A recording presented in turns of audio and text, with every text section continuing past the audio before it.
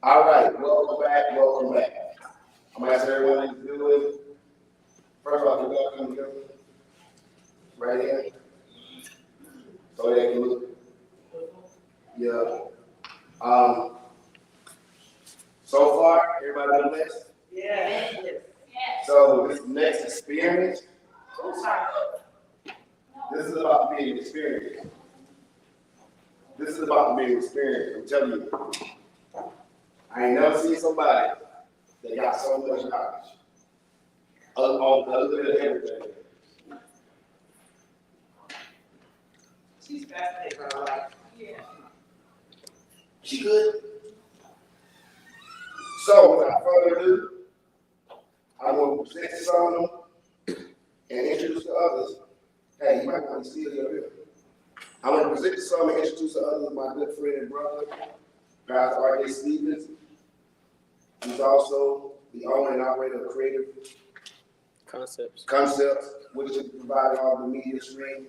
Don't blame it on him for the sound, it's a good weed. If you tune in tonight, you'll see a whole better life. I'll back without further ado, Pastor R.J. Stevens.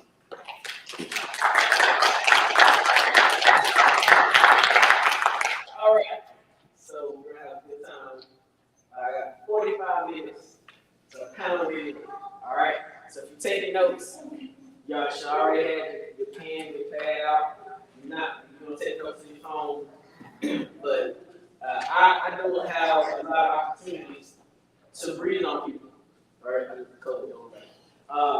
When I mean breathing on people, meaning that because of what I do, I don't often get an opportunity to have concentrated time on people.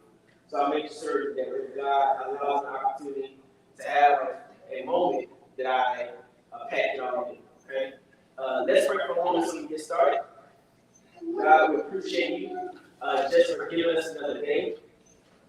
There are many people who had great plans about what they would do today. They set their phones out last night, they set their alarm clock, and even now their alarm clock is still going off because there's no pulse there to turn off. Somehow or other, you intersected us with purpose and destiny and allow us to wake up today and fulfill what you put on the inside of us. We don't take it for granted that anyone who's in the room is here by happenstance. So God, because you brought us all here together, help us to see what you want us to do when you bring us together. We appreciate you so much for who you are in our lives. We want to be more about who you call us to be. In Jesus' name, we pray. Amen. Thank you, Brother Pastor Mareneo, for allowing me another opportunity to come and share. It is wonderful meeting everybody who I've met thus far, and even right now, reading the room. So here we go. The session today, or the theme for this weekend has been about unity. Last night, we heard Pastor Daniel give a particular verse of scripture about unity. But,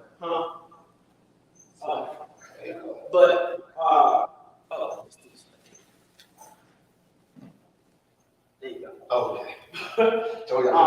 I want to use a different verse. I want to use a different scripture. I want to talk about Ephesians chapter number 4.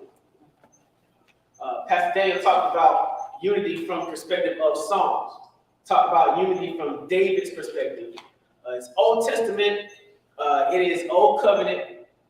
Not old in terms of not relevant or unvaluable, but old in terms of foundation.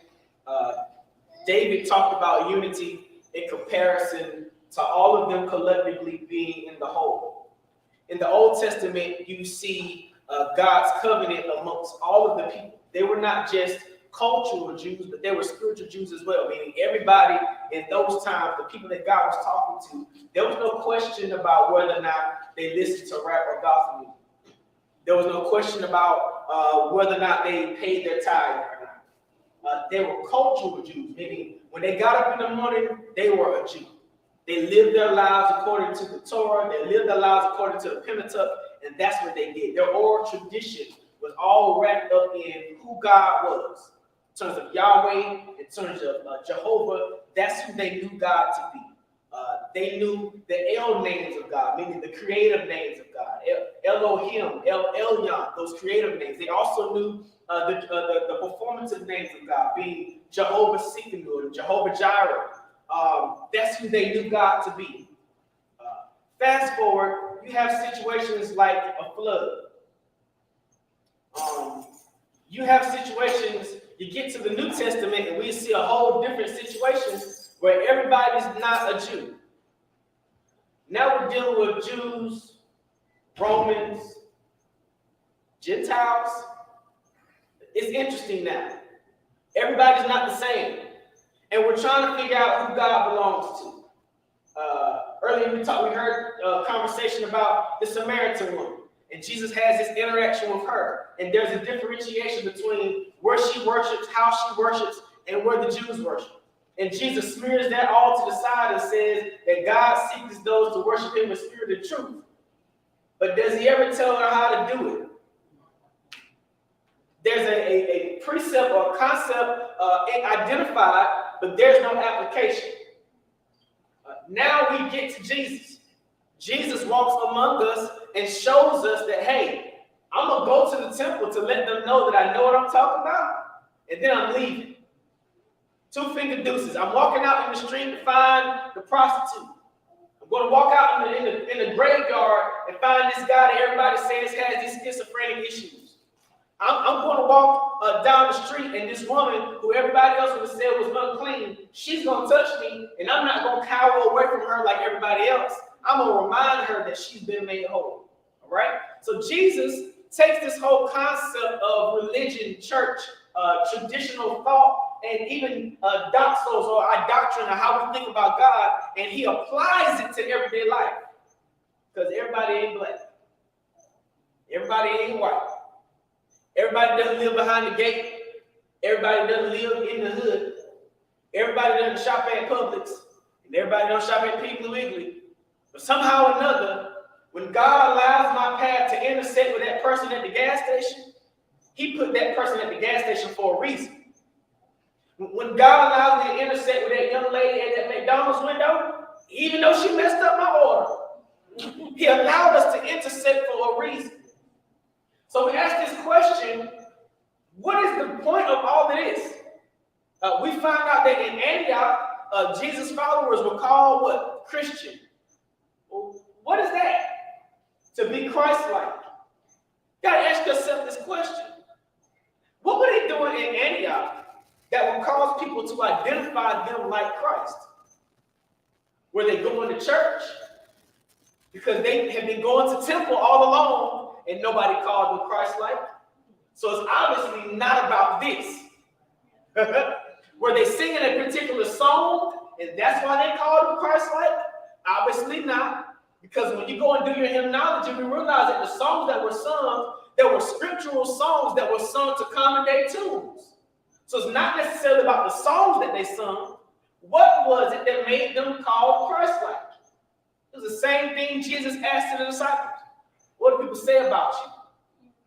What's your character and conduct like when you leave here?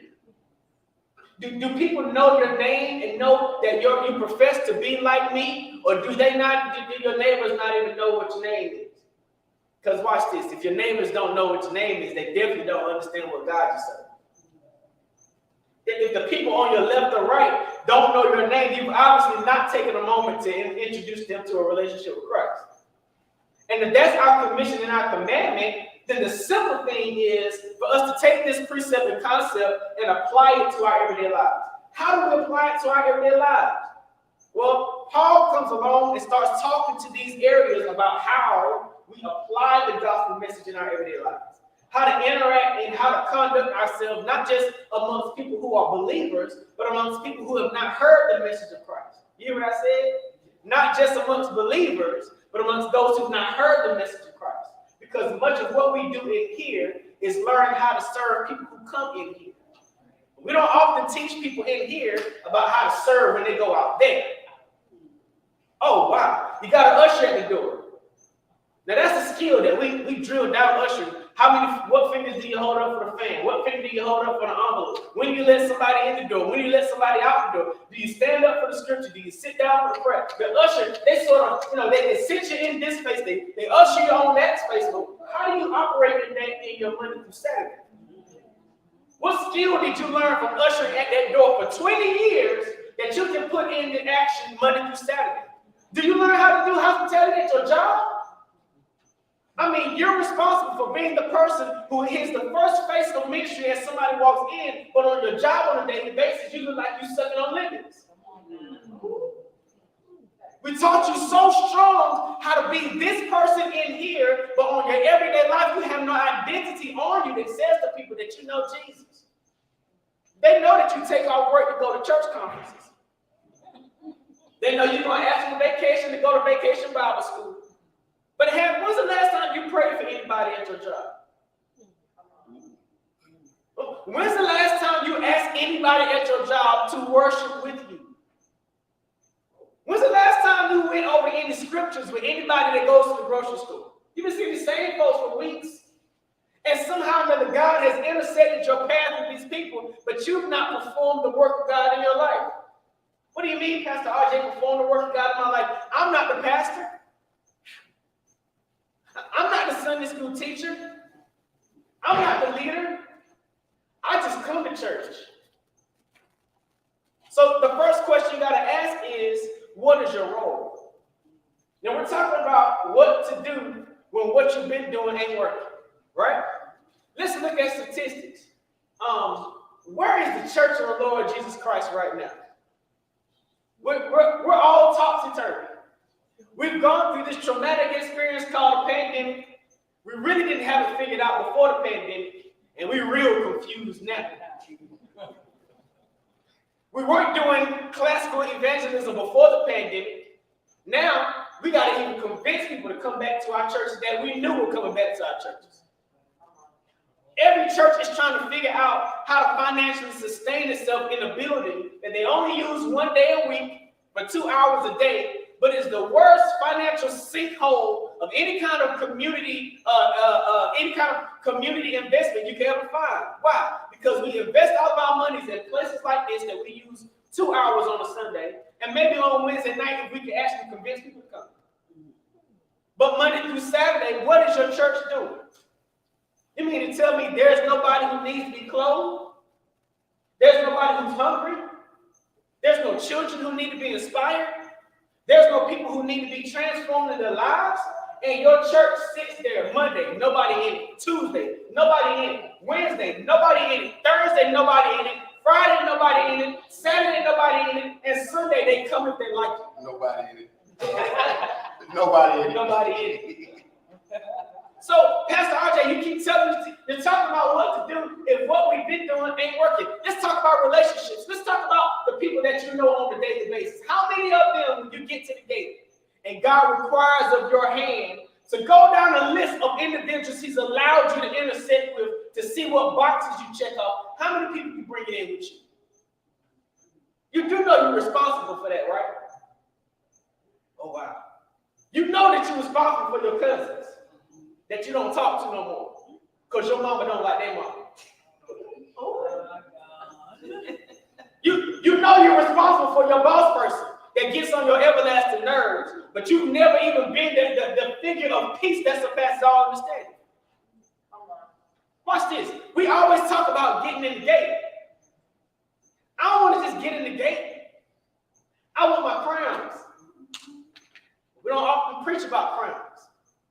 We don't often talk about the next levels that we go to, that God is expecting for us when we get in. We're not supposed to be just some standard saved people.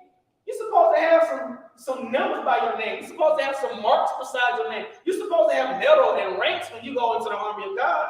But how do you get those? Because of how many people walking in this room. So, Ephesians chapter 4, Paul is talking to the people at Ephesus. Let's not call them the church at Ephesus just yet. Let's not qualify them yet as a church because we have not seen them do what we know church to do. Okay, we have not seen them bicker, although we know that Paul is going to deal with bickering. We've not seen them do backstabbing, although we know that Paul is going to deal with backstabbing. Here in Ephesians chapter number 4, Paul is going to start talking about maturity. Imagine the church talking about maturity. Okay, I'm gonna read from the Message Bible, since that seems to be the tone of the day. He starts talking about to be mature. But I don't want to read the stuff we normally read. I want to start at verse number 17 that has the headline that says the old way has to go. He says, and so I insist, and God backs me up on this, that there be no going along with the crowd, the empty-headed, mindless crowd. They refused for so long to deal with God that they lost touch not only with God, but with reality itself. They can't think straight anymore. Feeling no pain, they let themselves go into sexual obsession, addicted to every sort of perversion. Now, why is Paul talking about sexual obsession? Because he's dealing with the cultural context that he's in. All right? But that's no life for you. But hold on. Paul ain't sending this to the unsaved people. He's sending this to people who have identified themselves as believers. Mm-hmm. He's reminding them that sexual perversion is no life for them. Why does Paul have to address sexual perversion with saved folks? Because they possibly ain't saved from everything. What's interesting about us is we feel like once we become saved, that the culture is no longer around us, that the ways of enticing us is no longer around us. But Paul is saying, hey, I understand what you're saying. I understand that you're part of this culture, but you should also be living a different kind of standard. He says, you learned Christ. My assumption is that you have paid careful attention to him, not me, but to Christ. Been well instructed in the truth precisely as we have it in Jesus. Since then, we do not have the excuse of ignorance. We do not have the excuse of ignorance. We do not have the excuse of ignorance. Everything, and I do mean everything, connected with that old way of life has to go.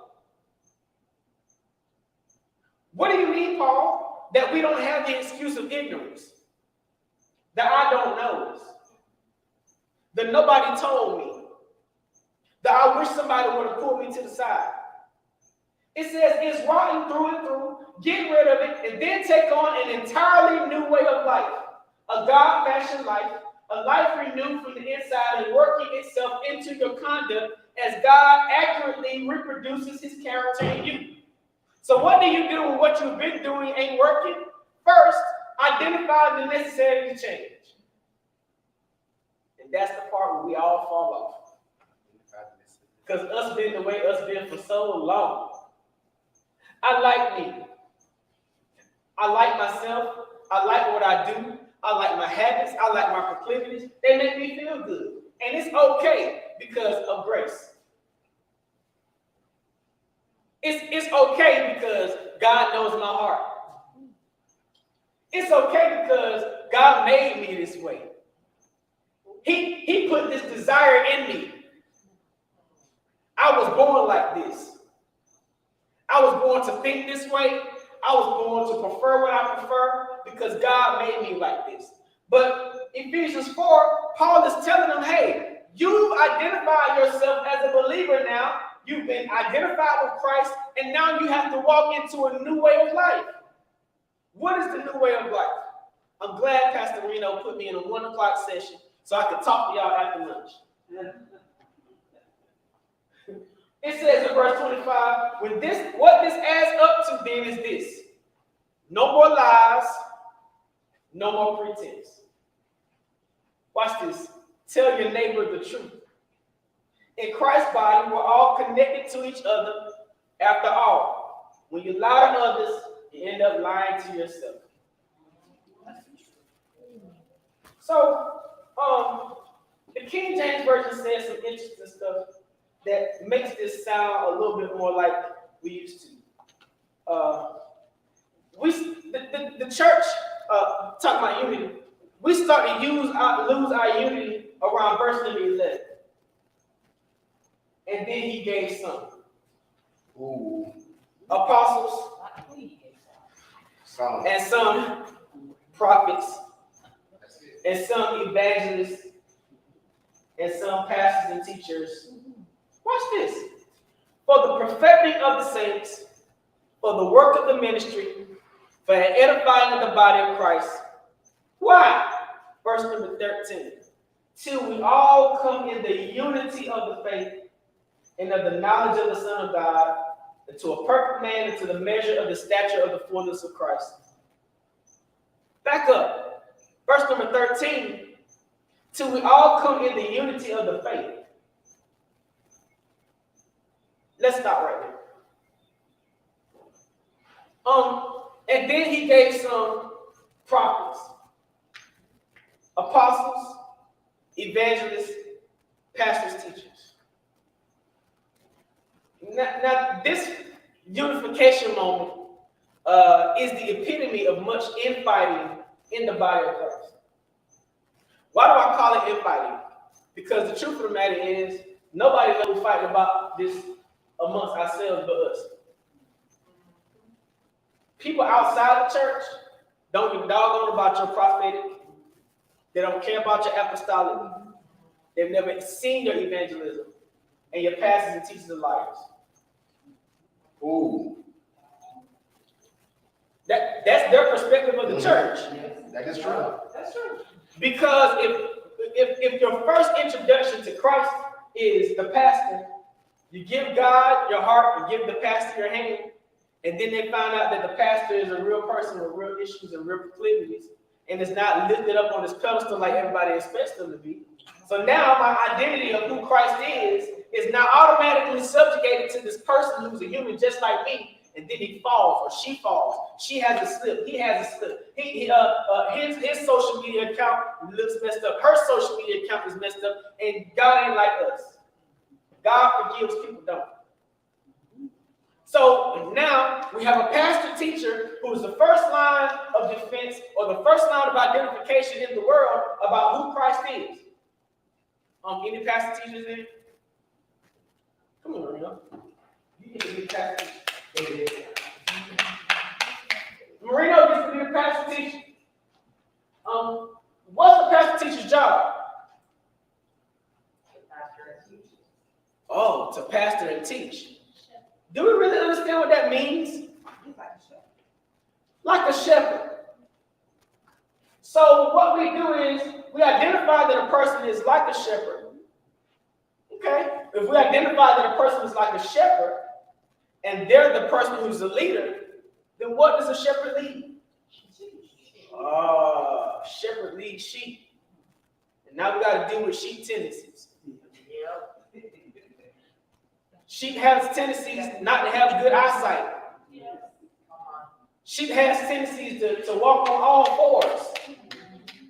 Sheep has tendencies to want to do what they want to do and say what they want to say and go where they want to go. And so a shepherd is equipped, skilled, postured, and qualified to deal with the sheep. That's interesting. Pastor teacher is a shepherd. But I only call on my pastor teacher when it's time to bury somebody. Oh. I only call on my pastor and teacher because I need somebody to pray for my folks, and I ain't praying for myself. Now, it's interesting that we expect for a pastor teacher to watch this. Give God's transformative word for our lives, and then we decide how long the sermon needs to be. Oh. We decide what the sermon needs to be about. And watch this. We come in and listen to the sermon, knowing we got ADD and ADHD tendencies. Don't take no notes and leave. And by Wednesday, you get busted upside your head with the same thing over and over again because you've not come for the transformation of change. Think about it. When you was in school and you learned algebra, you had to learn those laws, right? Yeah. And if you didn't learn the first law, you definitely weren't going to get the second law. And then if you didn't learn the second law, you definitely weren't going to have the fifth law. So that meant that, watch this, you can't skip from one phase to another just because something made you uncomfortable. Yeah. But the only way you learn the laws is to listen to the teacher. That's right. But I don't feel like I'm going to go to church this Sunday. I want to go to brunch. So you missed law number 2. But when it comes time for elevation, you upset because nobody's calling your name.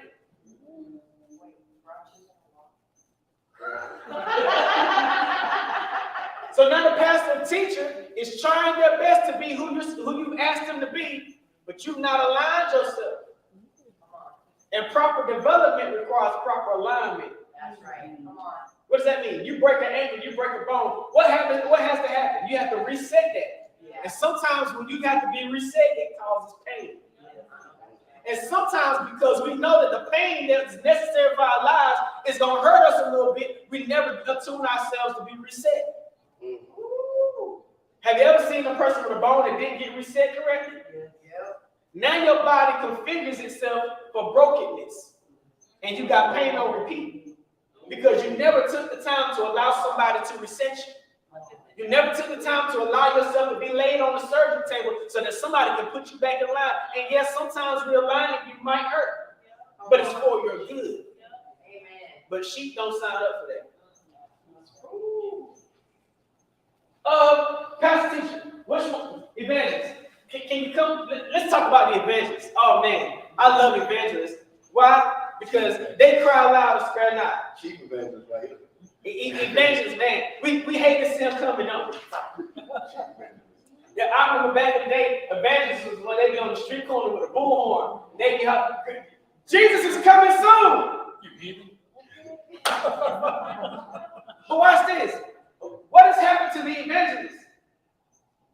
Does evangelist still exist? Yeah, we call them pastors. We call the evangelists pastors because the pastor didn't want to deal with the sheep that the evangelist was bringing in. So now this evangelist has this herd of very interesting people that don't fit into your church because they smell differently. They don't fit into your church because they can't afford to dress like you. They don't fit into your church because their education level ain't the same as y'all. They split birds, they cook birds, they cuss sometimes. But you can't catch clean fish. And if you're not willing to clean them, leave them where they are. There's a difference in evangelism between catching fish for sport and catching fish to live. Oh, that's good. When you catch fish for sport, if they're the right size, you need them, you throw them back in the water. When you catch fish to live, you fish with a net. You catch anything you can catch because you realize the only way you live is by catching fish. But guess what you're supposed to catch? Fish.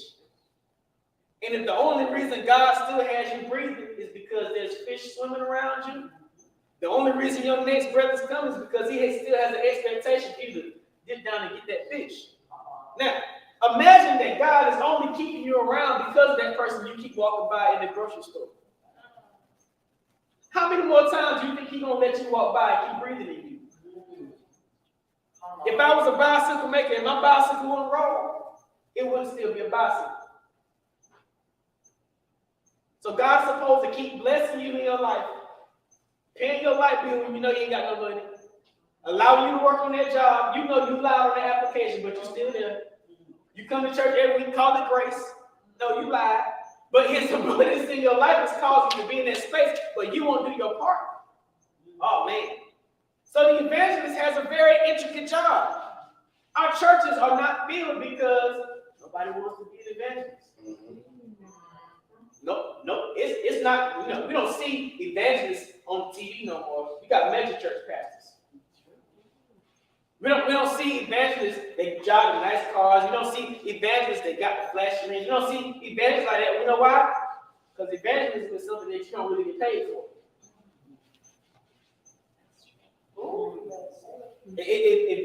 Evangelists go into church for revivals, right? But y'all won't come to those no more, so we don't fund no revivals. We ain't paying nobody to come. Okay, because we're not really trying to change nobody's lives here. If we were really trying to save the world for Christ, revival would be a concept or an experience. It wouldn't be a week-long event. A revival is not a moment. Revival, we talked about last night, talking about reviving something that's dead. revival is a continual experience. That's right. Why? Because watch this. Between Sunday and Sunday, I got some stuff that I need to be revived from. So every week should be a revival experience for me. And not just Sundays, but when I can partner with my brothers and sisters in Christ, I should have a revival experience then. But the organ's not in the room. My favorite worship leader is not here with me. So I have locked Jesus and what he does in my life into all these requirements for the experience to happen. That's why when Mareneo comes in and turns the music off, we don't know how to respond. Because we've not been practicing in our personal lives. Because when you lift your hands in your house, this is nothing but another rehearsal of what you've done in the race. But man, it's hard to lift your hands when you're dealing with just you. You asking for the Holy Spirit to come in, but you don't know him. Come on. You know, it takes the organ to speak in tongues. So when the organ's not there, what do you speak now? And how phony is it of you to only speak in tongues when you come to show dance in front of the people? Say it one more time. You don't have watch this now. You don't have no spiritual language, no heavenly language, because your heavenly language should not be switched on and switched off when you get in front of the people. Because you're always in front of God. You speak in tongues in the McDonald's line? You can't speak in tongues in the McDonald's line and say what you say to the people when they'll get your order right.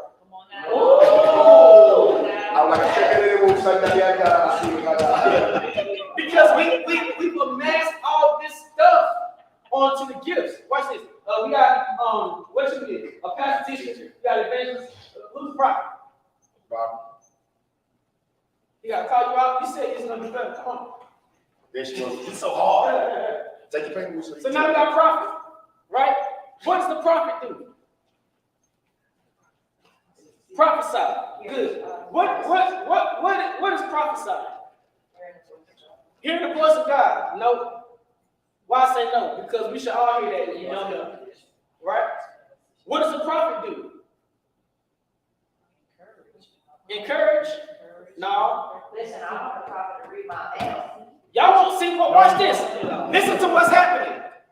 I'm asking believers what prophets do. And you don't even know how to tell me what the answer is. That's why the world don't believe you. A prophet foretells or confirms. A prophet tells you what's getting ready to happen, and you know that they're a prophet when it comes to pass. Right? Or a prophet reminds you of something that only God could have shown them. That's how you know what a prophet is. But y'all want to keep asking prophets to come and share with you what God wanted to tell you all night long. Come on. He keeps waking you up in the middle of the night trying to get you to talk to him, and the first thing you do is turn on Netflix. Ouch. Kind of ouch right there. You slide over, you turn over, and you go straight to Facebook, straight to Twitter, straight to Instagram, and God's trying to tell you, hey, this is coming, hey, this is coming, hey, this is coming. God gives a prophetic word to your pastor. You know what I love? I love that when pastors preach on behalf of God, they're talking to you from his voice. So watch this. How can you afford to miss a Sunday? Come on. If the richest time you're going to hear God's voice is from the person that you have a relationship with happens in this 2 hours of Sunday, what all is going on in your life that is more important than hearing God's voice? Now, yeah, you should be hearing from him on your own, but you know that ain't happening. Because if you was, you wouldn't be in the situation you're in. You wouldn't have bought that car. You wouldn't have had that child. Why? Because we're not attuned to listen to the voice of God in our lives. We say, something told me. Yes. And God said, put some respect on my name. Some told me not to go this way. Yes. What? Watch this. It's interesting that we can use prophecy to count dollar bills and all that kind of stuff, pay our tuition intuition and all that kind of stuff. But you can't use prophecy to figure out what a car accident gonna be so you can get to work on time. Come on. Come on. If you got a direct connect and you talking to God, you think God won't tell you? The Bible says that steps of a good man is ordered by the Lord. I don't think that steps just means what job I need next. I think steps mean God, what I'm going to eat so that I can avoid all these diseases and people who don't cook food right and folks ain't washing their hands. I believe in divine help, but I can't have divine help if I'm not listening to the divine. Never have to say, I don't know today. I got a, what you again? Pastor, teacher, evangelist, prophet. Oh man. That's you. You gotta stand up. Can you be an apostle for me? I called you out, but it's okay. He's an apostle of music. Can you be an apostle for me? All right. Y'all know what apostles do? What they do? Lord have mercy. Listen, apostle's job is to help the sheep go into their calling. That's his job. Ooh. You say help the sheep? It The took shepherd do launch that. them, to push them up. Shepherds do that Oh. when they ain't scared of them. Oh. I ain't scared, man. When pastors identify gifts in sheep, it's a pastor's job to cultivate that gift. And the law of duplication says that if a pastor does his job well enough, somebody in the church don't want to be a pastor. Come on.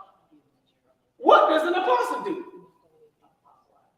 Apostolize. Father, help us, God. What does an apostle do? The apostle goes that he's the sent one to go out and build and begin to put his hands to different stuff that bring, I'm gonna say, to bring things together, begin to build things up. Apostles govern, apostles bring order, and apostles send.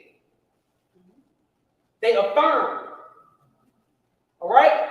Now, we're going to talk about the pastor, teacher, the evangelist, the prophet, and the apostles. We have all of these in the body of Christ, but we don't know what they are. We don't know how to operate them, but we all want gifts. And we consistently going up to these kind of people asking them for direction, and we don't even know what kind of direction they're supposed to give. Come on. That's good. You want to go to an apostolic church, but you don't want to listen to an apostle give you governance and direction for your life. Come on. And when the apostle ain't got time for you because you ain't done the last assignment and they send you to a pastor, you feel like they done did you wrong. But you won't listen to the pastor. And you ain't nothing but a sheep. Tell me what sheep get to choose what pen they need. You ain't even got opposable interlocking thumbs. You can't even lift the gate up. But you want to choose what church you're in? The shepherd found you, the good one. He found you and directed you to what pen to be in. And guess what? You don't get to choose what sheep in there either. So now we got an apostle, a prophet, evangelist, and a pastor teacher. All for what the scripture say in verse number 13? For the unity of the faith. How they in the unity of the faith and they won't work together? Ooh. You better say this. They're all supposed to be for the unity of the faith. But when the last time you seen these four people working together? Normally, the apostle is telling you that the prophet didn't know what they was talking about. Oh. Normally, the pastor's upset because the evangelist is drawing all their folks out of church. Normally, the evangelist or prophet don't get that. They can't get connected because they're trying to figure out who's gonna get the preaching assignment. So where is the unity of the faith? And how in the world are y'all supposed to see unity and do unity if y'all don't have no example? But y'all keep following apostles who won't unify. Y'all keep following prophets who won't unify. You're following evangelists who won't unify. You follow a pastor who won't unify. And you ain't even realize that the only reason they have these gifts is for unification. Now, what I tell y'all about a bicycle? If I made a bicycle to roll on two wheels and it wouldn't roll, I would tear it apart and start over. Now, notice what's happening. Think about post-COVID. It don't matter what you call yourself, we ain't coming. Oh!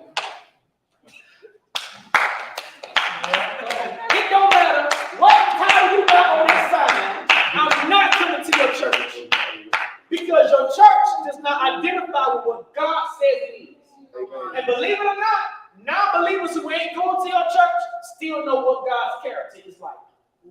They know what God is like, and they know what God is not. And when you show them identify of what God is, they're like, I ain't going to that. That's why they go ahead and go to the Nation of Islam, because they're consistent. Ooh. They rather pick up Buddhism because Buddhism, nobody promised them what Buddha was going to do. The church promised that y'all was going to love them. Oh, yeah. The church promised that this is a place of refuge, this is a place of peace, this is a place of safety. And they all they're seeing is that mama get hurt, that grandma get hurt, and you're not going to hurt me, I'm not coming. Thank y'all so much. Thank you. Y'all tremendously gifted and anointed people. So how do we figure this out? What to do when what you've been doing ain't working? One, stop calling yourself something that you've not been ordained to. And I'm not being ordained because somebody gave you a piece of paper. I mean ordination because you have signs that you have been able to do this thing. Yeah. If you're an evangelist, where are the people who follow you? Evangelists should be the Walmart of the kingdom.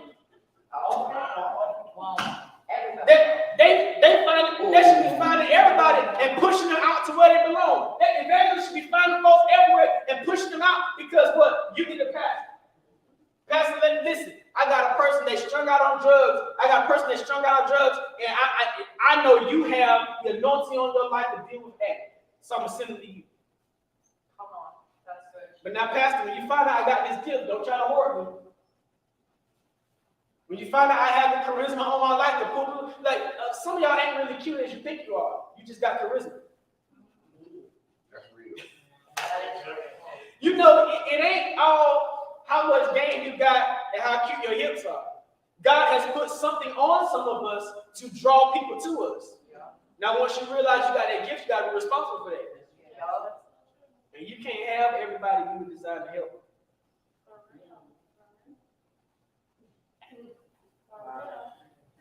Just because God drew them to you, doesn't mean you were supposed to have them all to yourself. Prophets, they're supposed to be talking about the mind of God and the voice people. But why God got to talk to me through them? Unless I'm not listening. Why am I not listening to the voice of God? Because I think I need their voices. I've not been taught that he should listen to me first, and then I should be able to act and operate my gifts in the world. Because now that I don't know God can talk to me, I don't know where I fit amongst the unity. So here I am out here floating around, living the way I'm living because nobody's connecting me to purpose. You know, it's funny. We had a long period of time where people were looking for God's purpose in their lives and nobody could tell them. Did anybody ever tell you? Like, what is your purpose? What I know as a pastor is, God has given me vision not just to build a ministry, but for my own life too. And so because I know God has given me vision for my life, I know God gives vision for people's lives as well. So my job as a pastor is connect them to vision for their life. My job as a pastor is to cultivate and develop them into purpose and then connect them to where purpose is in kingdom. Because, you know, you're not just church. You're not just lay hands and sit recover. You're not just go ye therefore. You bank teller. You sanitation worker. You accountant. You professor. You teacher. So your everyday life should align you in your gifts. But you should also be using your spiritual gifts while you administrate your gifts. There are apostles who God needs apostles in schools. God needs prophets in political systems. God needs evangelists in a judicial system. God needs pastors as what do you call people? Sheriff and cops. Imagine if you ran up on a pastor and they were a cop. Oh, imagine rather than feeling policed, you feel shepherded. You know what I'm saying? That's how God desires to use our gifts because the gifts ain't just for Sunday. Yeah, that's right. Because we ain't been taught how to use them then anyway. Imagine how much more we will be using our gifts if we learn how to make them a part of ourselves and not turn them off because we're not in a particular place. So what to do and what you've been doing ain't working. Figure out what you're supposed to do and do that. Figure out where you fit and stop disqualifying yourself. Like in any other place, just like God released the church from these church buildings, God has released us from the overwhelming disqualification of people. If I know that He called me to be something, then I'm already qualified. If I know He called me to be somewhere, then I'm already qualified. It doesn't take somebody to launch me and release me. If I say I'm a prophet, it don't, these gifts right here, they don't need no piece of paper. If you're a prophet, you're going to prophesy, period. If you're an apostle, you're going to have an apostolic attitude. If you're an evangelist, you're going to find people everywhere and just talk to them. Because that's just who you are. But imagine what it would be like if you stop doing what ain't working and found a strategy to make it work. Anybody got any questions about anything I said? Number one, identify. Number two is activate. I'm trying to get it.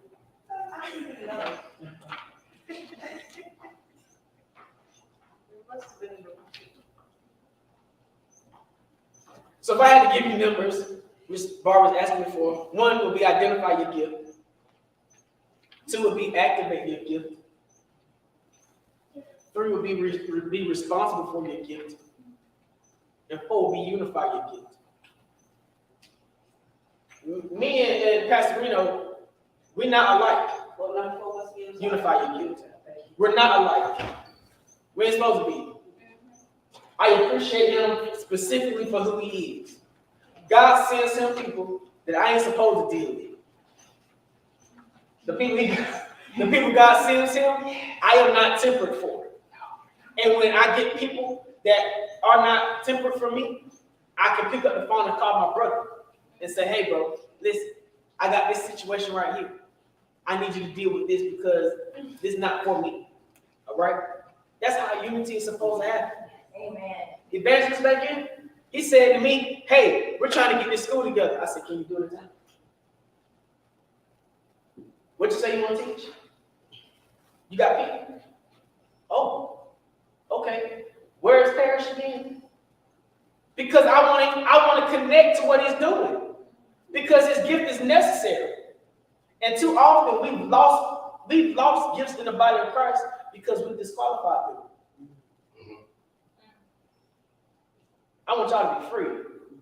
And I want y'all to stop doing what you know ain't working. All right? Any other questions? Thank y'all so much. God bless you. Thank you. All right. How many of y'all were blessed by that?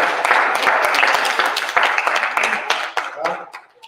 Oh, I was asking. Okay, come on, Star. Okay. This is what's gonna happen. Star's gonna come up. She's gonna share her experience with Saul. Then at 2:15, Gerard is going to, in here, he's going to talk about, what's your session? Understanding professionalism. Understanding professionalism.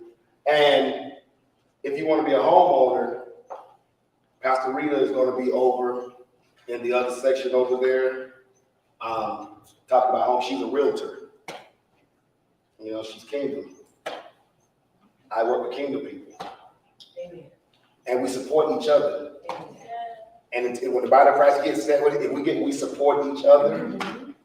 We support each other. Yes. We support each other. And we're going to do this, unity. Come on, Star. Hey, it's me again. I can talk your horns off the billy there, y'all. So Pastor Mareneo asked me to kind of just tell a little bit about what I've gotten out of Saul so far. Last night was mind-blowing.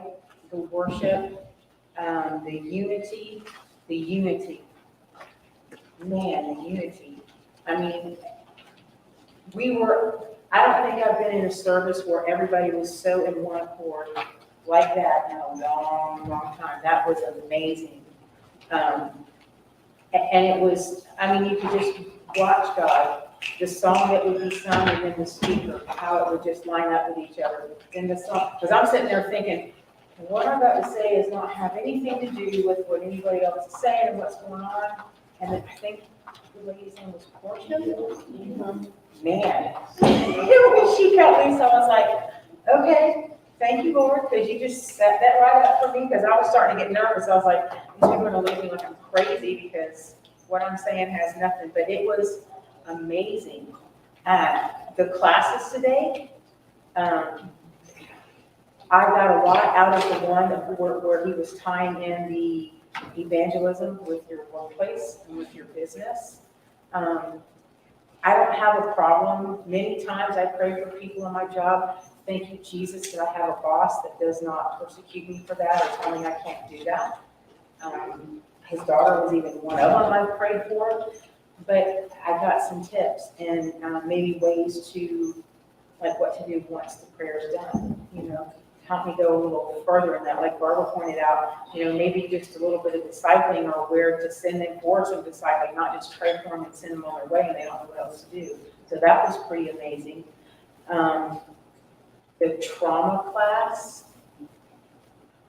I think all of us got something out of that. I think that made us all, we could all look back and see some little something from childhood or whatever. And that was helpful, and I'm grateful that they left the brochures and stuff. So if you want to follow, yeah, I took one of those to follow up on, you know, or pass it out to maybe give your friends that information or something, somebody you know. And I was pretty excited when Pastor said that we're going to like partner with them and you know, use them as a resource. That's because I was raised in a generation that was just do it by the grit of your teeth. And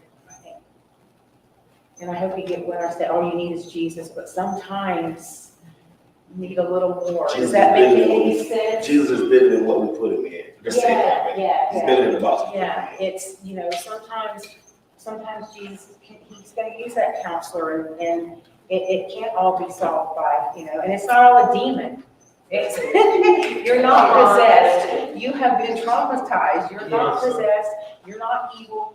You're not a horrible, horrible, sinful person. You have been traumatized. So I think that, I love that one. And the latest class just now, the weight loss and using the biblical principles, you know, because when you have struggled with weight your whole life, and self-esteem, food becomes the enemy.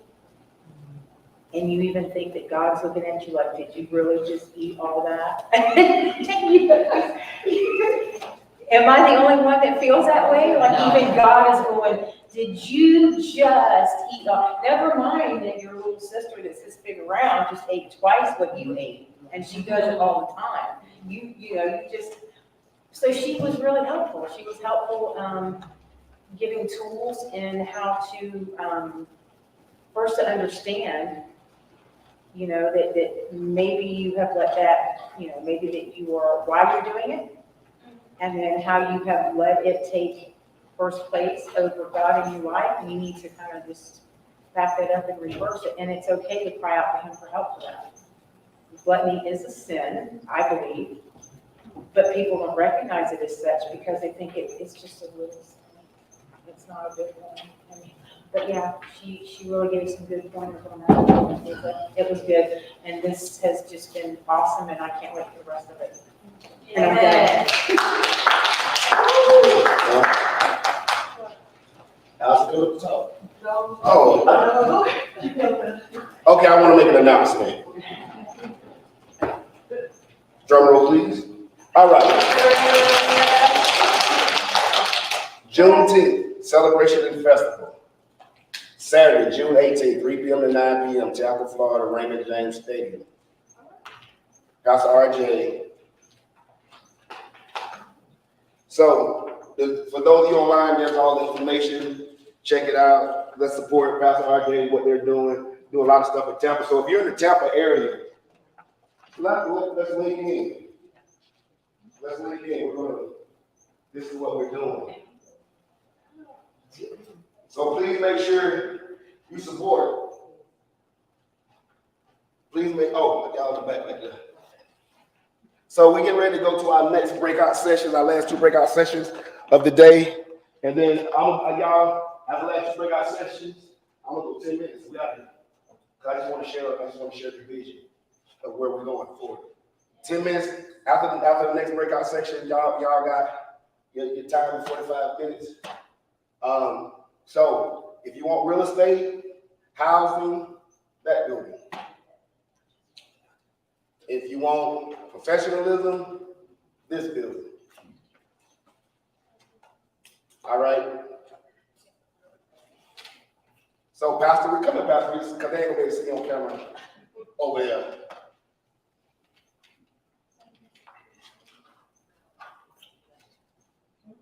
So that the people, I should have did that for everyone. I'm learning. Just speak to the people and just tell them who you are. Hello, everybody. My name is Rita Goff, and my husband and I, we have ministry here in Bradenton, Florida. But I'm also a licensed Florida realtor here. 13 years experience in Georgia, 7 years here in Florida area, and I am just so super excited to be able to talk to people about housing because everybody's saying it's a crazy market and it's too high, but God said that we can do all things through Him that gives us the strength to do it. And so if you believe that you want to be a homeowner, you can have a home. If you're already in a home and you want to do some things with the equity that can allow you to go to another level, which is investments, then you can do that as well. So that's what we're going to be talking about today. So come in, join us. And you can't just say that you and your husband have a church and not saying something about your church. I'm sorry. Divine Destiny Christian Center, which is here. We meet downtown Bradenton. And we just love. Where do you meet at? King King Station? King Station. 513, 518, 13th Street West, downtown Bradenton, really almost across from the courthouse. So that's what we're on Sundays at 11 o'clock. Okay. And then Thursdays at 7. See, we promote everything, y'all. This unity. Amen. Because guess what? Yes. One, in the area, if all the churches start working together, Come on. we can make a difference. Yes. My ministry doesn't reach, my ministry is to reach a certain group of people. And like what Pastor Hardy said, her ministry is to reach a certain. So guess what? If all of us in the community start working together and say, I don't think you're a good fit over here. I think you'll be better over there. Amen. Come on. Is it because it's about souls or is it about us? That's a whole other tool right there to do that. So yeah, amen. All right, so y'all that want home ownership over there, y'all want professionalism over here. I know you need both. Listen, why am I doing this? All right, everybody look to the back. Everybody look to the cameraman. So if you want to know why it's like this, the cameraman told me to do it this way. No, this is something new. You want to give options so people say, man, next year, because I was at this class and I want to be at this class, right? So, all right, Pastor Rita, go ahead. And if I took over a little bit of time, take a bit of my time. All right, and Mr. Gerard, come on up, Gerard.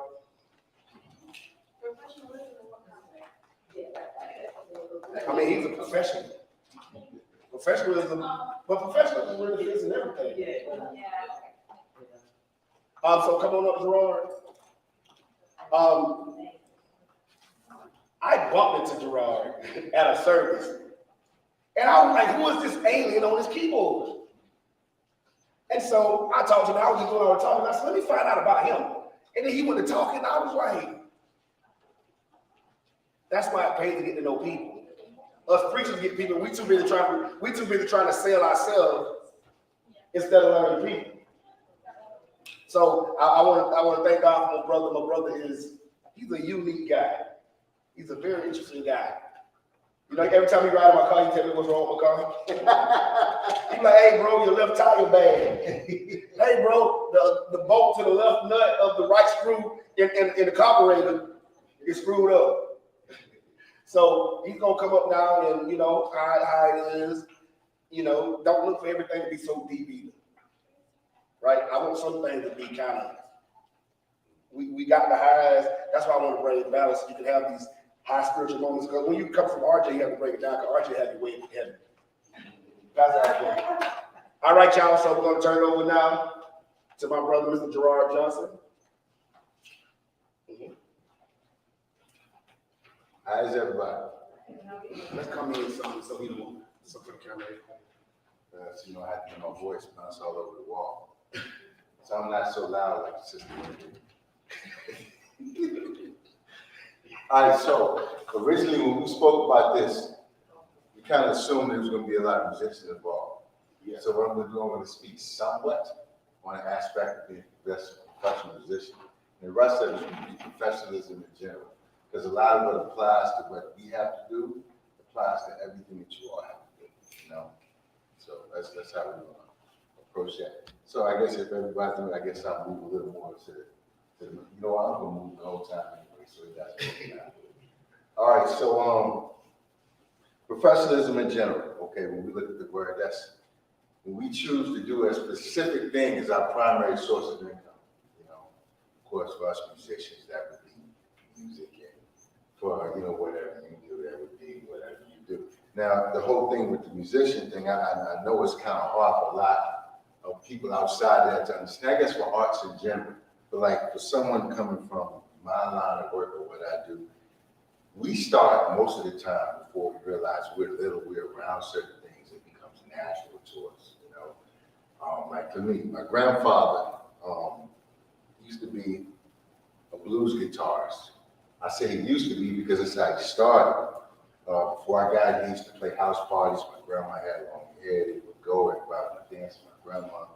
They get drunk, grandma and granddad fight. They go to another party, don't dance this time or whatever. So, you know, by the time I came along, they were really into church, so they didn't do that anymore. You know? But when I was big, all I remember was I only had to ask granddad to play one time. He'd go get his amp, he put his harmonica around his neck, and he'd do a song. I didn't care what song it was. I just thought that granddad was Superman. You know, it was the greatest thing in the world to me. You know, so that's my start as a musician. For example, how did you start dancing? Dancing in church, during like their dancing. Was that when you were little? Very. Okay, how old?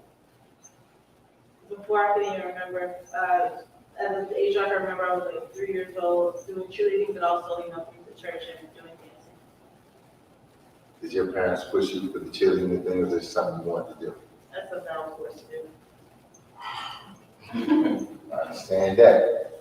You started singing praise and worship because you were exposed to it when you were a little bit. Your whole life? Pretty much. Yeah. So I think a lot of us, the things we're around, the environment that influences us. Were you around anyone who was preaching when you were little? So, you know, My mama preacher, my sister preacher, my brother preacher, my other brother preacher, my dad a preacher. Anybody else? Say it again. I'm not gonna pretend like I can't hear you. So you were around that also. Cool. So here's the thing. For me, what's hard for me to explain, because I don't even try sometimes. It's like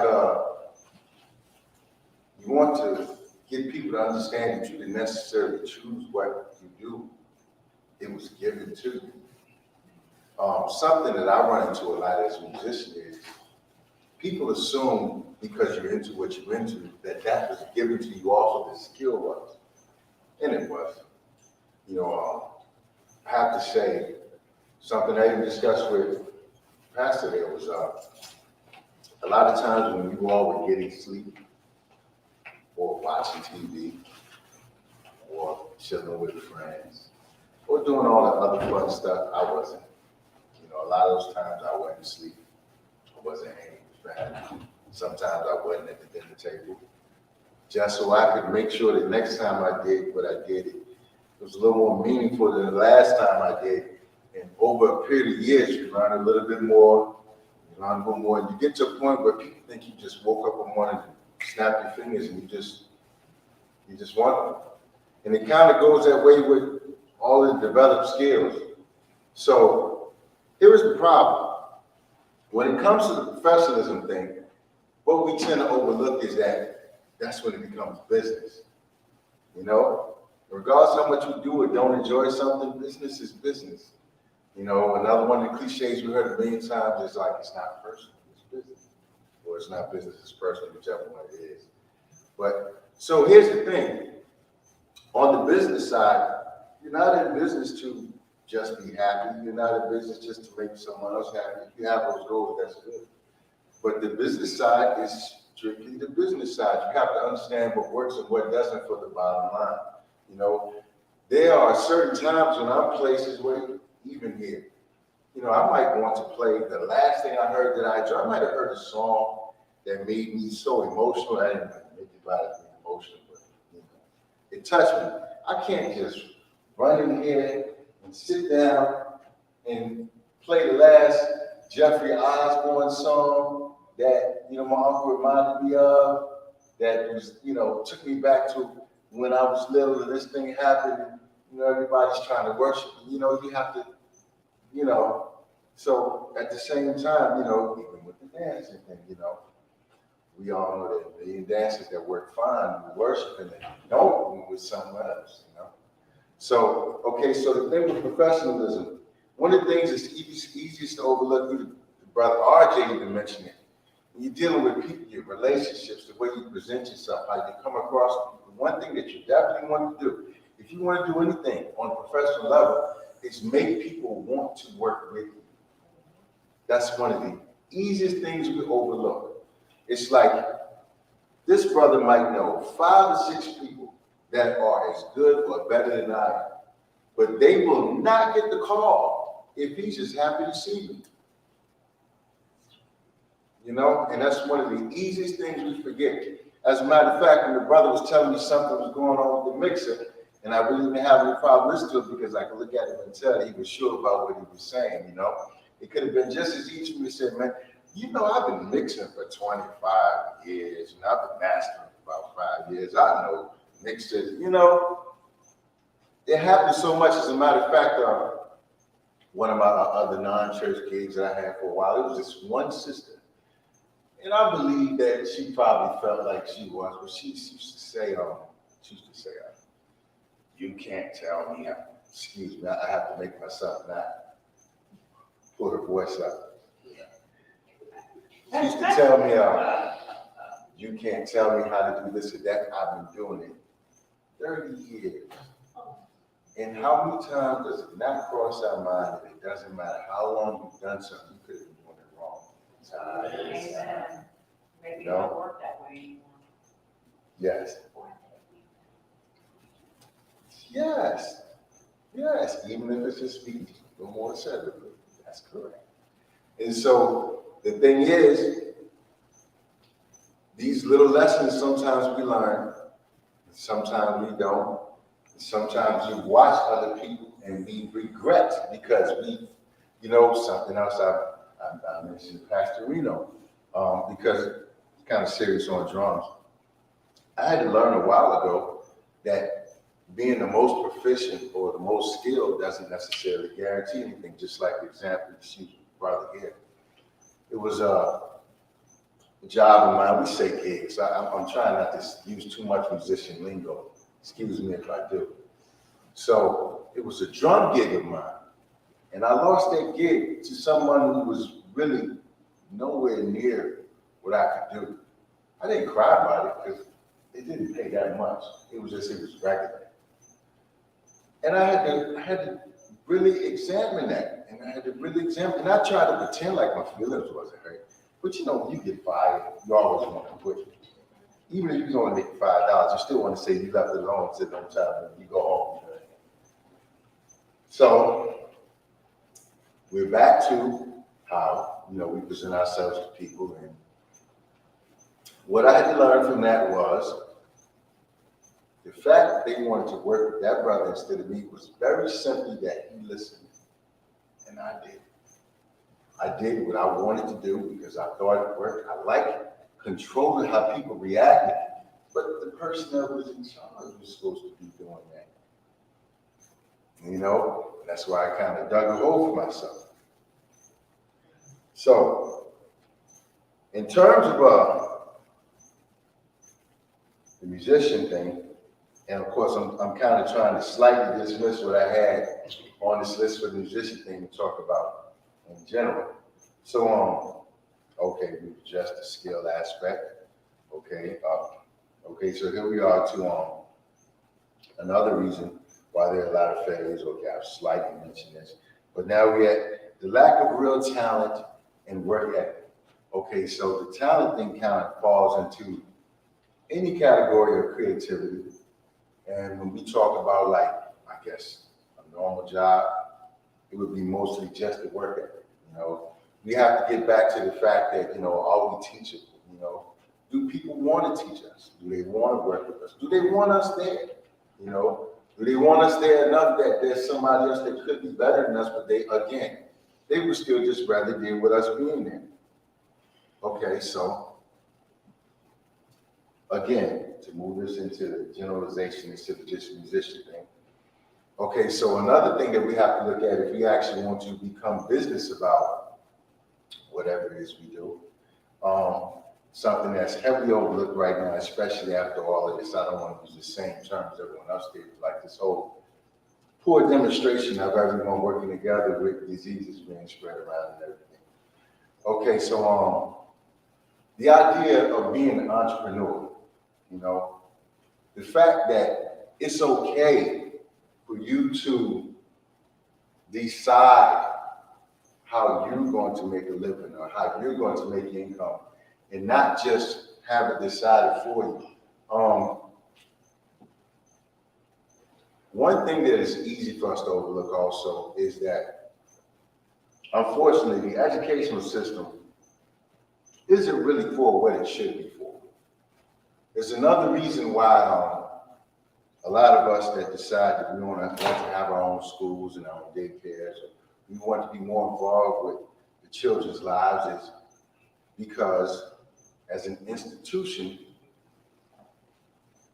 there's really more of a control of what is learned and how it's learned than to whether anything is learned at all.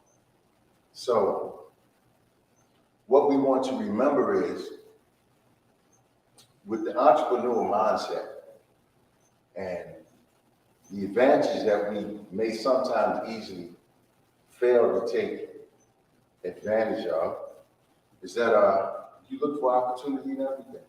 You know, this sister is dancing, and if I noticed that for whatever reason, you know, she was talking about maybe not being as in shape as she was. So if I'm doing a training thing, or if I'm working with a gym, I'll just say, look, you know.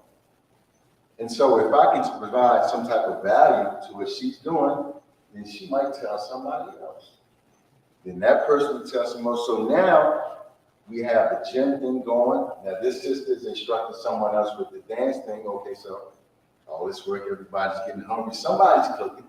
Okay, so okay, well that's what's up. So we have someone cooking now, so everybody's talking about who's doing that now. The food is good, I don't know, we'll see, right?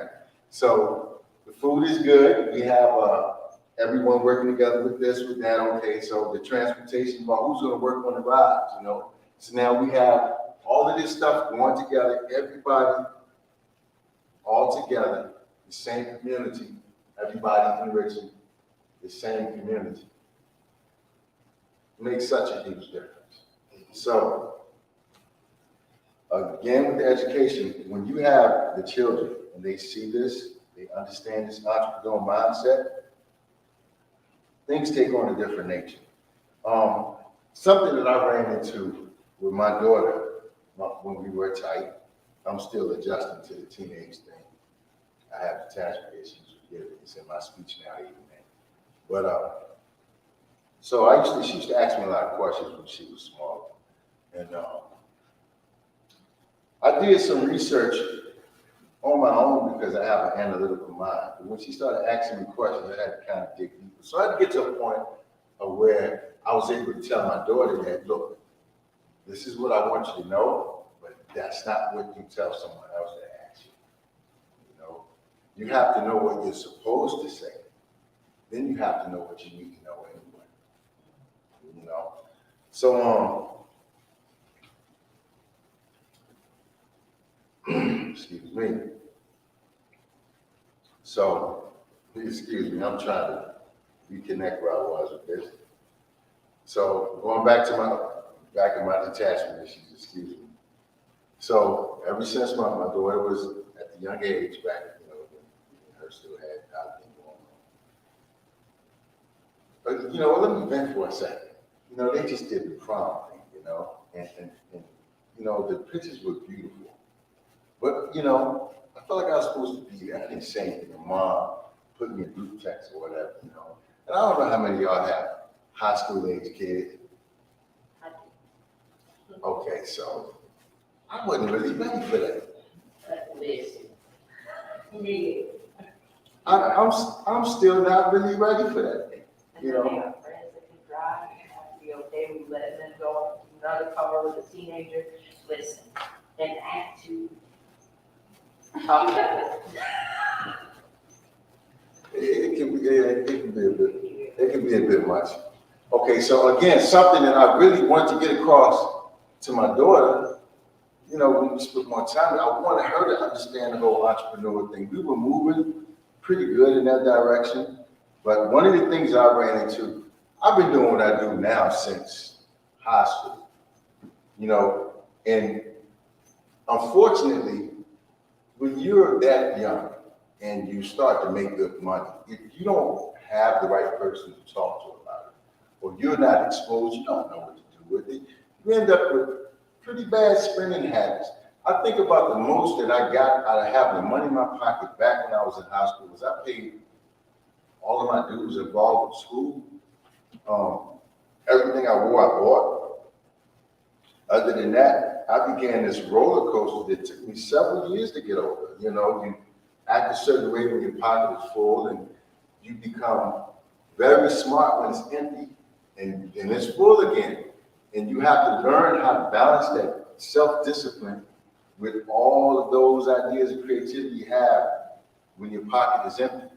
And so, unfortunately, you know, I got married to someone that didn't want me to do that at all. You know, they were from the Lynchburg area, and they had like one serious position in their family. He was a very negative dude from what I understand. And for some of the reasons that, you know, some of the common stereotypes that we associate with people that are exposed to a lot of people that don't know how to handle that, you know. So I had a chance to play for a name that a lot of us would recognize back when I was in school.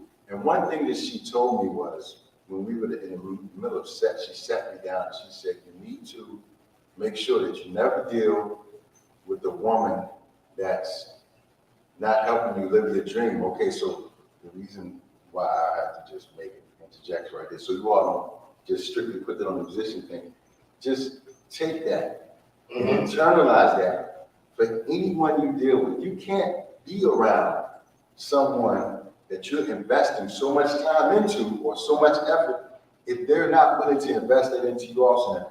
Not that I'm telling you what to do with your relationship. Don't get me wrong. I'm not a counselor.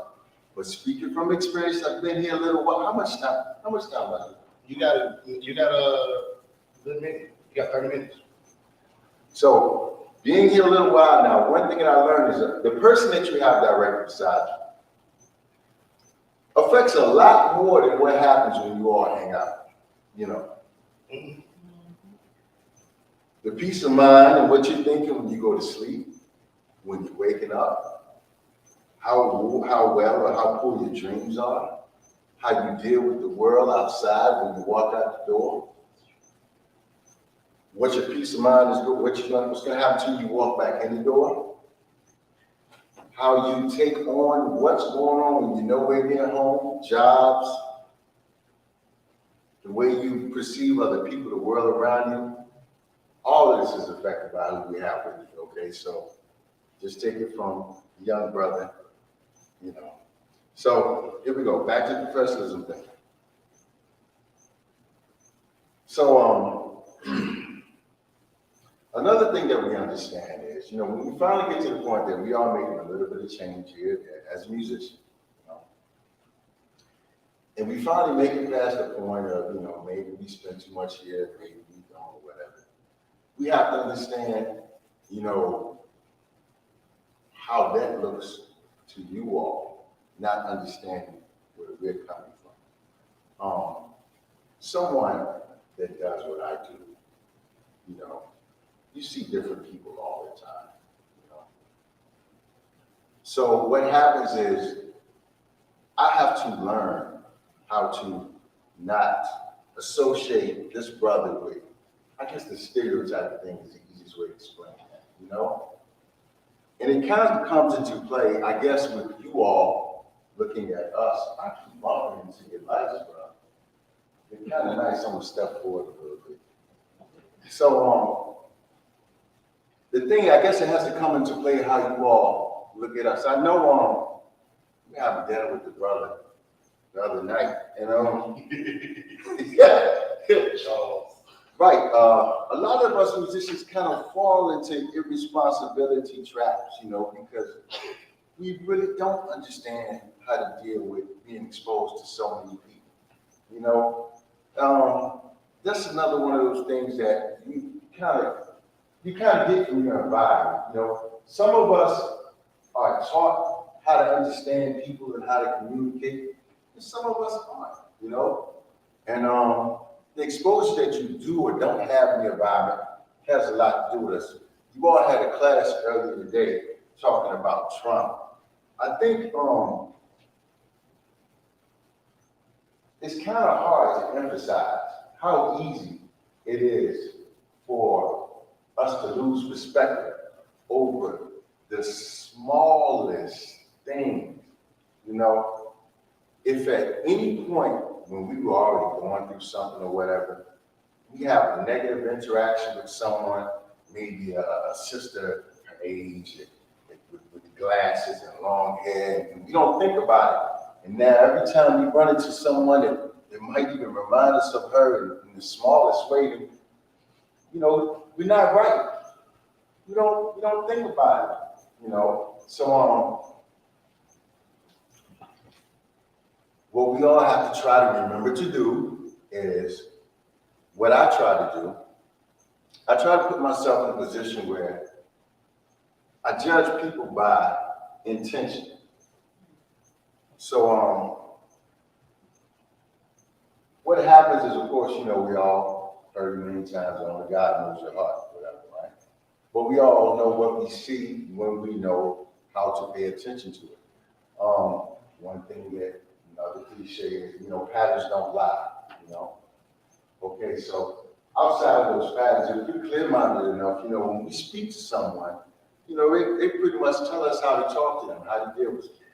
The way this ties into professionalism is that's how you present yourself to people. If someone lets you know that they're more concerned with this than that, then you don't need to spend too much time worried about that if that's not going to help the situation. Okay, so I'm sorry, I lost track of you. Excuse me 1 second. It's all spontaneous, baby. You're right about that. I'm the king of losing track. So you good. I like it. Okay, so we already been through the entrepreneurial mindset. Okay, you already been through the understand exactly what you want to do. Okay, so now we're back on the network of contacts. Okay, people that you come into contact with when you're doing what you do, when you're not doing what you do. Another thing that is kind of important is that, you know, when we're good at our communication skills, you know, something that I learned with with one of the things I'm kind of serious about it, the photography thing or whatever. One of the exercises has something to do with learning how to shoot people and get a natural presentation from them, you know, just from the natural expression. So where that comes comes into play is you practice your communication every time you see anyone, regardless of how you see them, you know.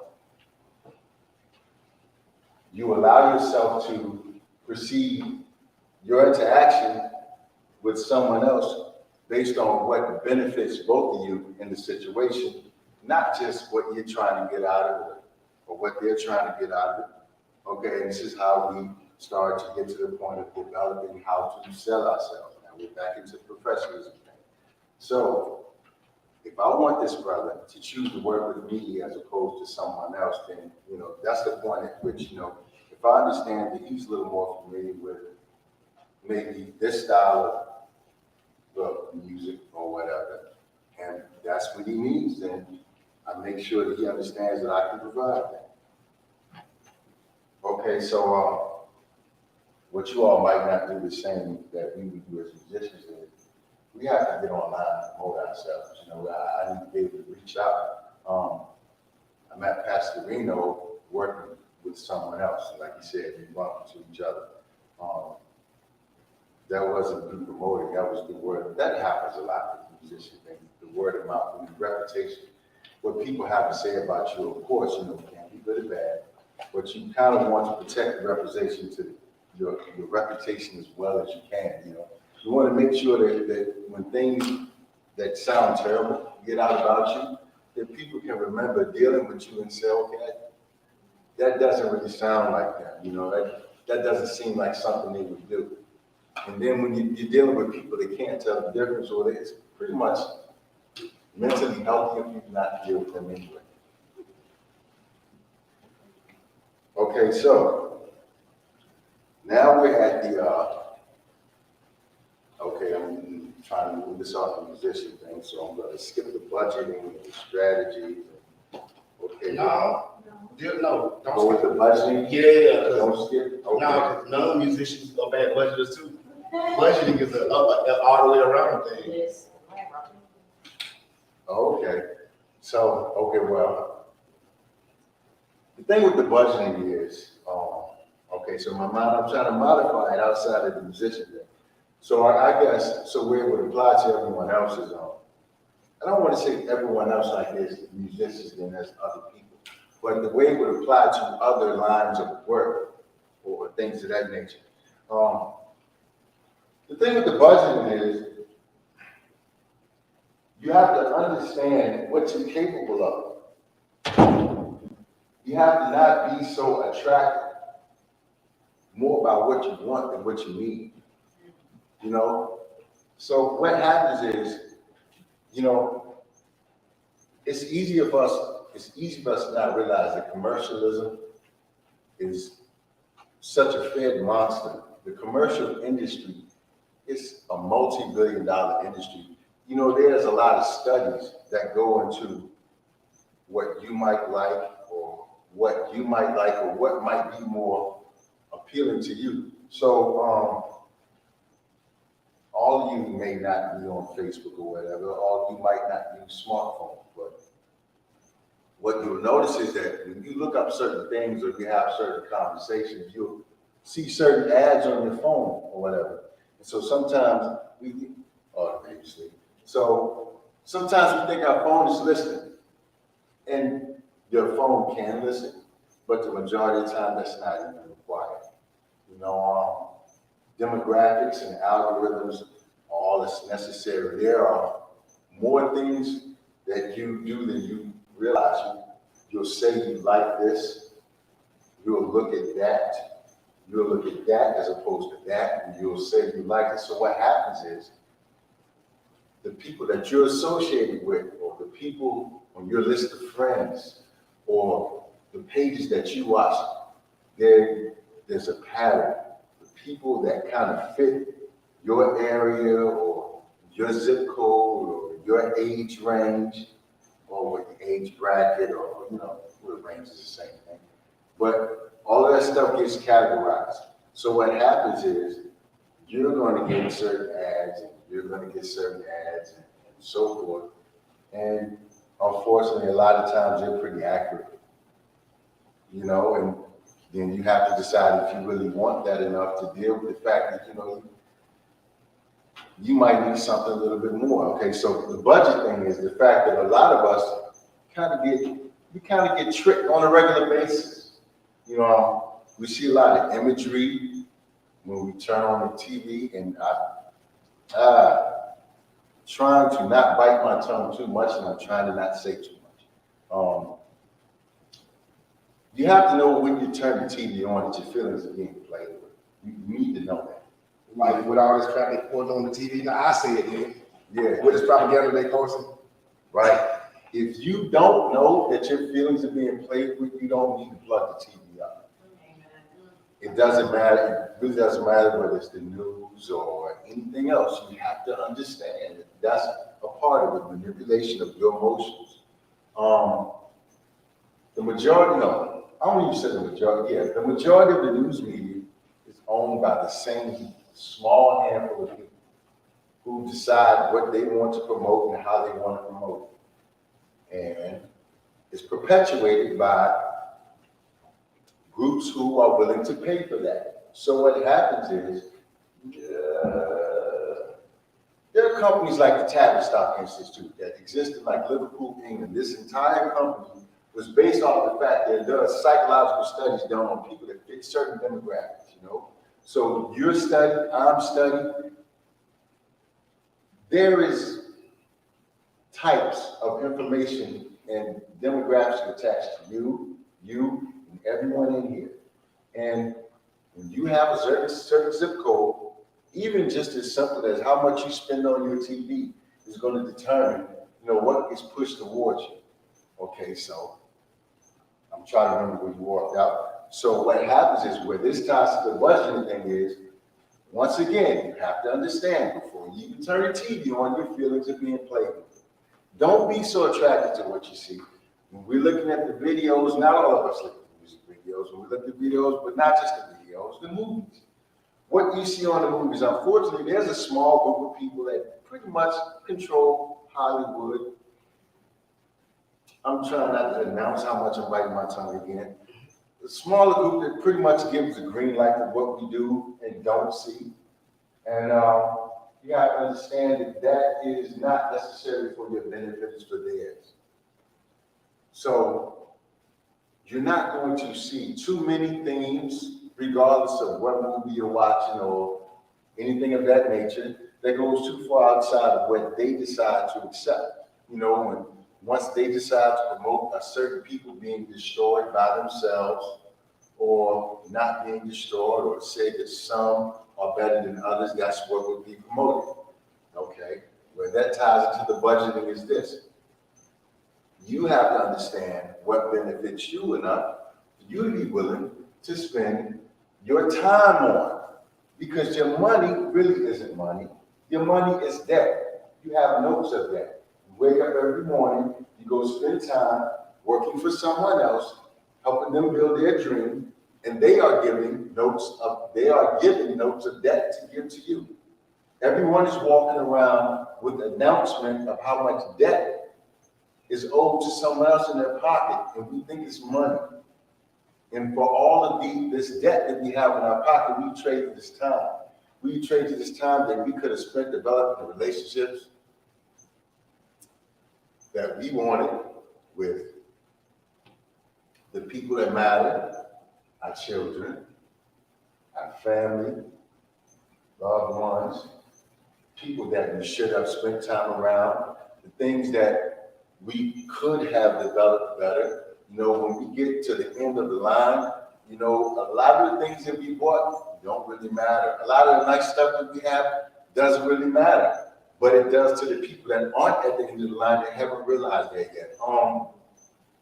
To be a little more transparent, I spent some time, about 2 months, on my back in a hospital, and I was told that it would take a year for me to know if I was going to be able to walk. And Dr. Barisav Manasamy, he didn't tell me that because he didn't expect me to move around any year. He told me that so that if things stretched out that far, he wouldn't be liable for not making it known to me. So what happened was this.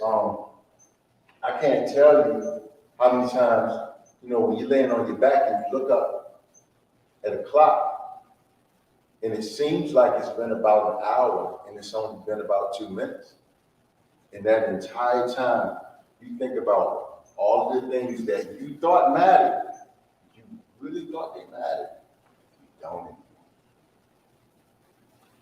And you tell yourself when you get a chance, you're not going to worry about it again. When you get out there again, sometimes you do, sometimes you don't. You get out there again, sometimes you do, sometimes you don't. Another mistake some of us make, I'm gonna be a little bit transparent again. As a musician, I kind of got caught in the trap of trying to be everywhere at the same time, you know? What happens is once you develop a little bit of demand for what you do, you know, everybody that benefits from it is gonna want it, you know? So I might get $5 going here, but I get 25 going there, I get 30 going there, but on top of all of that, she might give me 100 for her event, and this sister might be dropping 5 for her event. So now I have to decide, and unfortunately, when we're younger, what we might do is, okay, well, you start at 3 o'clock. And maybe if I can get you to put what I'm doing in the beginning, I can be at yours at 4 o'clock. And then we get so simple, we even said, okay, I can leave the 4 o'clock joint and go to the $5 joint, but I'm speeding to get there. You ain't lying. And now I'm up a tree. I can't do anything with that 5. I can't do anything with none of that. Now I need a car. Now I gotta get out the hospital. So that's your story. My story? Is that your story? That's part of my story. Yeah, I'm saying that's like truth, right? Yeah, that's the part that I didn't include in that was the fact that I've been doing that bouncing around for dollars for years. I gotten a little bit smarter with it. Up until 2014, I was off and on the road kind of often for about 3.5 years. What happened was there was a church I was working at in Fredericksburg. Where I was working at in Fredericksburg was about an hour away from where home was in Richmond. The church I was working at were very lenient. They didn't care how much I was out of town, just as long as when I was in town, I was there. So what I used to do, I put so much work into making sure that when we hit, I knew everything I was supposed to know. I didn't want anybody to have any excuses about me not making any rehearsals. And I did good. The majority of the time, I sounded like I was the only one at rehearsal. The problem with that was the sleep. You know, you can't win. You can't win. You just can't. You're going to have to pay for that. So it was 4th of July weekend, 2014. It was the 6th. It was Sunday morning. To me, I was still at work, so it wasn't a holiday weekend. I was on the road, headed to Fredericksburg. There was a smaller car, anybody remember Pat Pacer? I know I'm a little bit old. Anybody remember Hugo? Yeah. What was the guy's name? Can we all just get along? Rodney King. Right. Anybody remember the Rodney King Hyundai thing? Yeah. Right. They too young, probably that. Well, Right. So same car. I had that kind of car in front of me, and I felt a little odd about it, so I gave it some space. Something else I have to try not to say too many times. I was on the highway since I was 15, so I had some good habits, some bad habits. But usually when something bad happens, I've seen it before. So somebody was driving in front of me a little funny. I gave him some space, but then my time was getting a little tight. So I pushed it a little bit. They got in front of me again, and I felt a little funny about it, but why worry about it? I'm almost off of Jeff Davis now. Before I made it off Jeff Davis, they did something really stupid, and I had to decide whether I was going to try to not hit him. I didn't even think about it. I've avoided so many accidents since I was 15 that it's just second nature. Of course, you deal with, hindsight, and sometimes I just wonder, should I just drove through them, whatever. But the truck that I was driving, I didn't listen when my better judgment told me to sell the truck. I didn't like to send the gravity on the truck to sell it high, whatever. So unfortunately, for me to keep from hitting these individuals who Probably everyone in the car was drunk to some degree, at least the driver was. When I had to keep from hitting this vehicle on, I could tell it wasn't gonna go good. I held on the best I could, and I said, well, I tried. I tried to ride it out.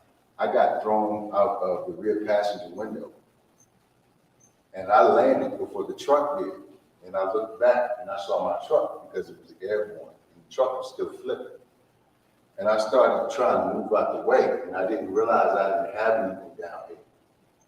So I tried to move out the way, but when the truck landed, it smacked me and knocked me back.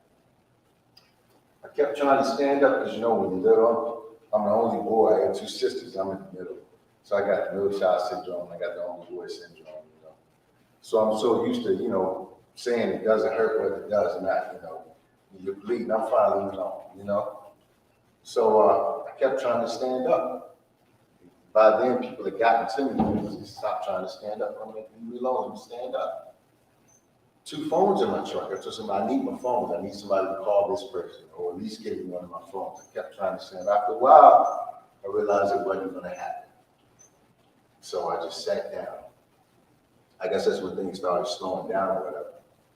And it went from that point to, it was Fredericksburg. It's near Mary Washington. I heard some of what they said. The rest of it I did. I was in and out. They gave me about 11 pints of blood. I think they gave me 12. I think you have about somewhere between 10 and 11. So I pretty much have that out. So they flew me to MCV. I'm in and out again, you know. The last time trying not to bite my tongue too much, the last time I died that I remember 3. The last time I died that I remember, I specifically asked if I could be back, try it again, get right. So,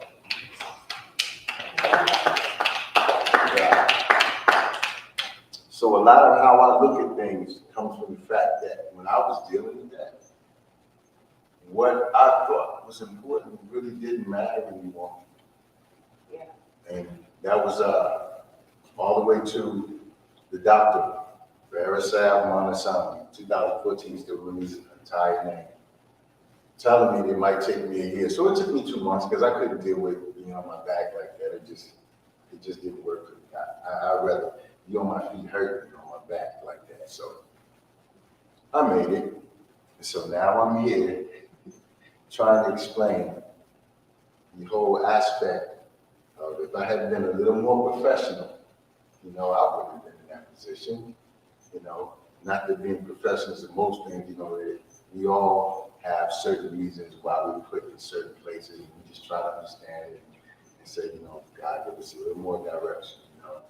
But thank you for your time.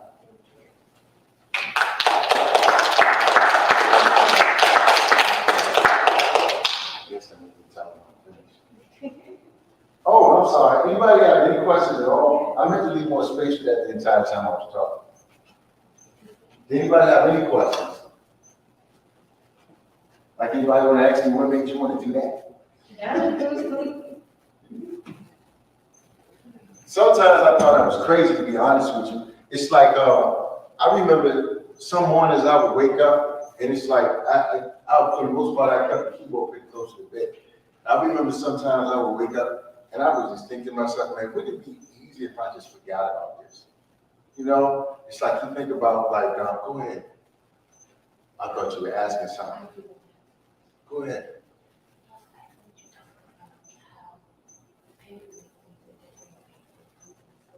Yes.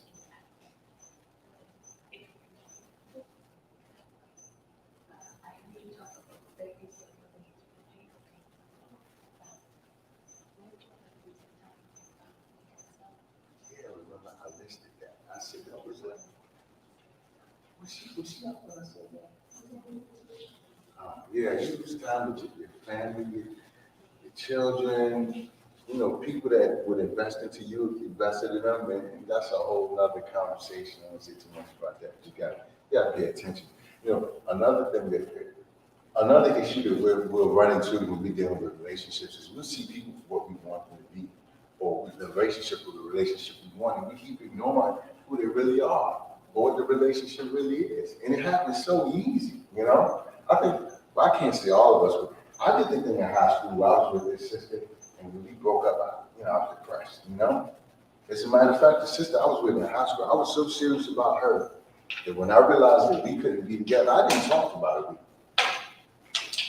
Yeah, I didn't talk about it. I didn't explain to anybody. I was down. You know, but it's like now I'm older, I realized I was trying to project what I wanted and what I thought on her when it wasn't about her. Anybody could have been in that position that like fulfilled that to a degree. And I thought it was her. I didn't know about that. You know? And we deal with that. Some of us deal with that until we die. You know? It's like the person right beside you is the person right beside you. Not the person you want beside you necessarily, or who should be beside you. And sometimes it isn't who shouldn't be beside you. Sometimes they should, but it is who it is. You know, and you got to learn how to appreciate that, or at least call a spade a spade. You know, I'm around it. I'm around it, but I hope I'm making sense. Yeah. And so that's where that goes. But like, let me get that out really quick. I can't tell you, like the amount of times I would like roll over, like sleep when the sleep was a little rough or whatever. Roll over and see the keyboard, try to get up and go play some feelings out. You know. And it's like, you think about, man, I could have been here, I could have been there, I could have hung out here, I could have saw that movie that everybody's talking about, whatever. And I would think to myself, man,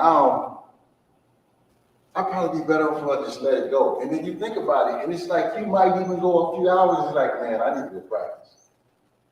And it's like, you're out of town or you're hanging out with family, you go to family events or whatever. And by the end of the day, you're feeling bad because you haven't played anything. Not everybody, because you know what you do might be different than playing. You know. And then even with the calling spade a spade, I understand that my personality kind of predisposes me to like slight OCD tendencies.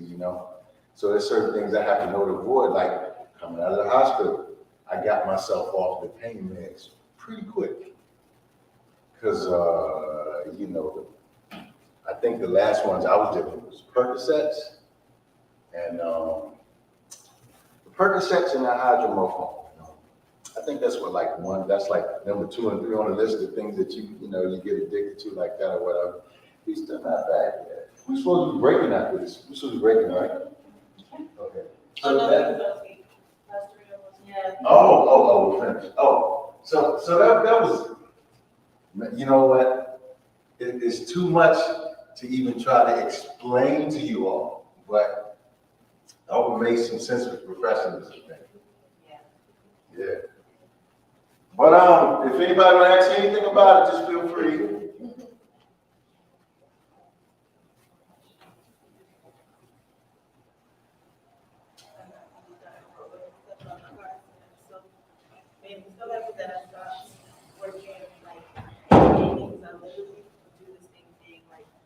Are we supposed to be taking this stuff does anybody remember that we're supposed to be taking this stuff with us? I guess I'll. Oh, and that's good. You know how I follow. Yeah.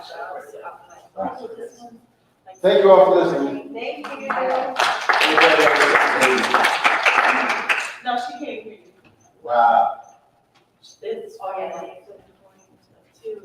one is like 5 to midnight. And I would do like jobs and do like one in Tampa. I think it's like there would be, and like there was a space between that one job where they came home an hour late. And you can tell maybe in seconds, like how you came home an hour late. I'm telling you for like the last hour just to get back to you. I got a whole other job, another hour away. You need to get to that job. I think God does it first.